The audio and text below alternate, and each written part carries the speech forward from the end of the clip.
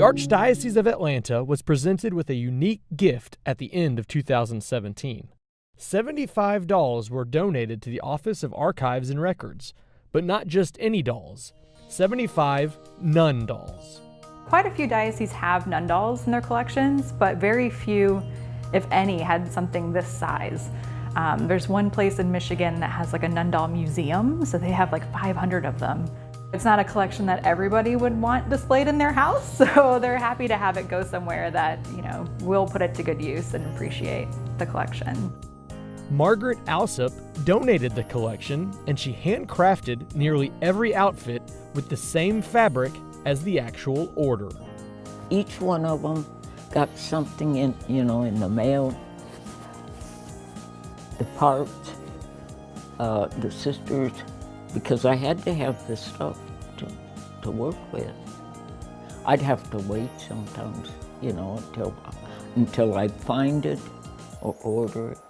Sister tatted a little bonnet for me, put it all around. It's exactly this is. Alsop's late husband was in the military for 25 years, and during their travels they met and got to know sisters of many different orders and places. Many of those holy women are represented in the collection. I know them. I think there are people in my life that I think are kind of in them. These were my friends, that's all. The history of nun dolls is fairly new, but they serve a great purpose.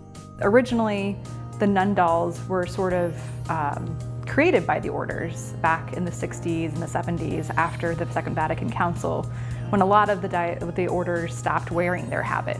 So they used the dolls as a way to document sort of their own history over time. And so they would make the nun doll habits, and then they made them for family and friends, so there's tons of them, theoretically.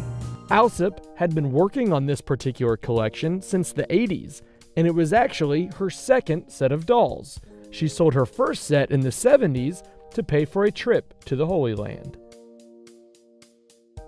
With the Order of St. Bridget, Sisters of Mercy, and Carmelite nuns of the Ancient Observance, just a few of the over 60 different orders represented, this collection is a wonderful addition to the Atlanta archives. We don't have a ton of materials in our archives that document the history of the orders who've served here. So we thought this would be a great way, a visual way of showing off the work that the women religious do for our diocese.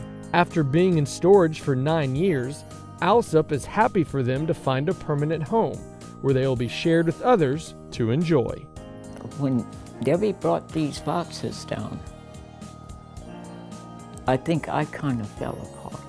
She was just looking for a place where they would be appreciated and where somebody could enjoy them for the future, and that they wouldn't just get sold piecemeal online or something.